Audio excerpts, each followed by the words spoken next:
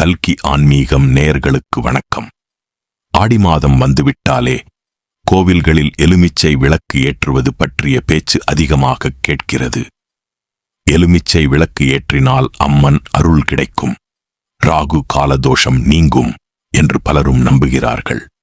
ஆனால் இந்த வழக்கம் உண்மையில் இந்து ஆகம மரபில் உள்ளதா?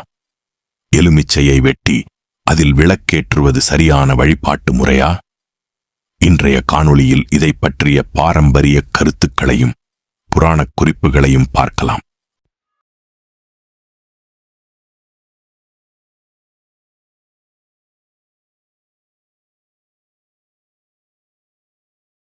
இந்து தர்மத்தில் ஒரு முக்கியமான தத்துவம் உள்ளது. மனிதன் தானே அணியாததை தெய்வத்திற்கும் அணிவிப்பதில்லை. அந்த அடிப்படையில் பார்க்கும்போது எலுமிச்சை மாலையை மனிதர்கள் அணிவதில்லை. அதைப் போலவே தெய்வங்களுக்கு அணிவிப்பதும் பழமையான பொது மரபாக இல்லை.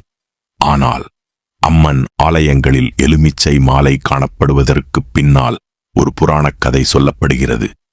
அது சாகம்பரி தேவி பற்றியது.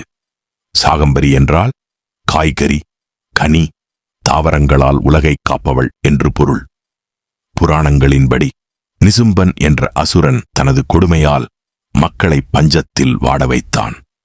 அப்போது அன்னை சாகம்பரி அவனை அழித்து உலகிற்கு மீண்டும் உணவும் வளமும் கிடைக்கச் செய்தாள். அந்த நிகழ்வுக்குப் பிறகு எலுமிச்சை தெய்வீக கனியாக போற்றப்பட்டது என்று சில புராணக் கதைகள் கூறுகின்றன. இதனால் அம்மனுக்கு எலுமிச்சை மாலை அணிவித்தல், சூலத்தில் அலங்கரித்தல் போன்ற வழக்கங்கள் சில இடங்களில் உருவாகின. இந்த கதையின் தத்துவம் என்ன? எலுமிச்சை ஒரு உயிர் சக்தி நிறைந்த கனி என்றும், நல்ல அதிர்வுகளை ஈர்த்து எதிர்மறை அதிர்வுகளை விலக்கும் ஒரு குறியீடாகவும் கருதப்பட்டது. அதனால்தான் பழைய காலங்களில் முக்கியமான சந்திப்புகளுக்கு முன் எலுமிச்சையை வைத்து பேசும் வழக்கங்களும் இருந்ததாக கூறப்படுகிறது. அதேபோல் கோவில்களில் பிரசாதமாக வழங்கப்படும் எலுமிச்சையை மக்கள் வீடுகளிலும் வாகனங்களிலும் பாதுகாப்பின் அடையாளமாக வைத்துக் கொள்வதும் இதன் ஒரு பகுதியே. இந்து வழிபாட்டில் மலர்களுக்கு மிகப்பெரிய இடம் உண்டு. மலர்கள் பக்தனின் வேண்டுதலின் அடையாளமாக இறைவனிடம் சமர்ப்பிக்கப்படுகின்றன. அதேபோல் எலுமிச்சையும் ஒரு புனிதப் பொருளாக கருதப்படுகிறது. அப்படிப்பட்ட ஒரு கனியை வெட்டி அதில் எண்ணெய் ஊற்றி தீ வைத்து எரிப்பது ஆகம வழிபாட்டு முறையில் இடம்பெறவில்லை என்று பல பாரம்பரிய அறிஞர்கள் கூறுகின்றனர். யாகங்களில் கூட எலுமிச்சையை தீயில் போட்டு எரிப்பதில்லை. எனவே எலுமிச்சையை விளக்காக பயன்படுத்துவது குறித்து பலர் எச்சரிக்கையாக இருக்க வேண்டும் என்று வலியுறுத்துகின்றனர். அப்படியானால் சரியான விளக்கு எது?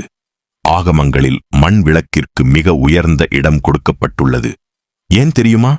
மண், நீர், நெருப்பு, காற்று, ஆகாயம் என பஞ்சபூதங்களின் அடையாளமாக மண் விளக்கு கருதப்படுகிறது. அதில் நெய் அல்லது சம்பிரதாயப்படி பயன்படுத்தப்படும் எண்ணெய்களை கொண்டு தீபம் ஏற்றுவது சிறந்ததாக கூறப்படுகிறது. விளக்கின் திரியும் வெண்மையான பருத்தித் திரியாக இருக்க வேண்டும் என்பதும் வழக்கம். வழிபாட்டில் மிக முக்கியமானது விளக்கின் வடிவமல்ல, சரியான நேரத்தில் சரியான முறையில் பக்தியுடன் வழிபடுவதுதான் முக்கியம். அம்மன் சன்னதியில் தீபம் ஏற்றி அனுமதிக்கப்பட்ட மலர்களால் அர்ச்சனை செய்து பின்னர் மெதுவாக அடிப்பிரதட்சணம் செய்வது பல ஆகமங்களில் சிறந்த வழிபாடாக கூறப்படுகிறது. அடிமேல் அடி வைத்து அமைதியாக நடக்கும் அந்த பிரதட்சணம் மனதையும் உடலையும் சிந்தனையையும் ஒருமுகப்படுத்தும் ஒரு யோக சாதனையாக கருதப்படுகிறது.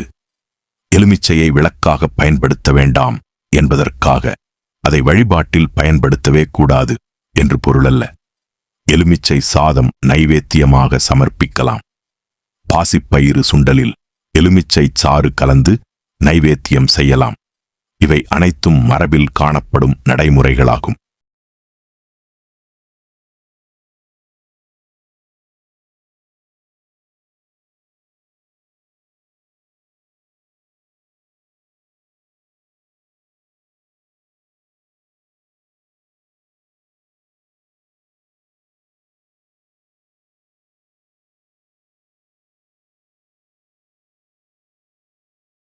இவர்கள் இருவரும் வேறு வேறு தத்துவங்களைக் கொண்டவர்கள்.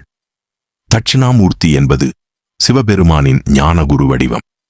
அவர் மௌனமாகவே வேத ஞானத்தை உலகிற்கு அருள்பவர். ஆனால் குரு பகவான் நவகிரகங்களில் ஒருவர். அவர் கர்ம பலன்களை அளிக்கும் கிரகாதிபதி. ஒருவர் பரம்பொருளின் ஞான வடிவம், மற்றொருவர் நவகிரகங்களில் ஒரு அதிகார தெய்வம்.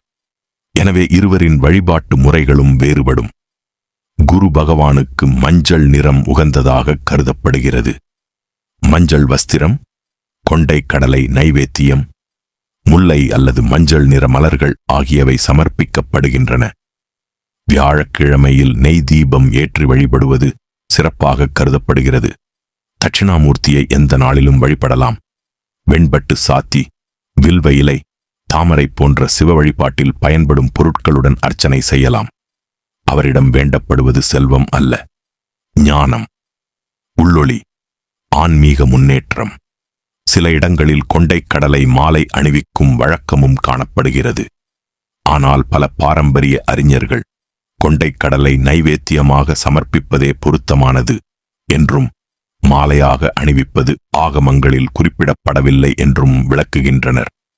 அதே நேரத்தில் குரு சன்னதியில் கொண்டைக்கடலை தானமாக வழங்குவது புண்ணியமான செயல் என்று கருதப்படுகிறது.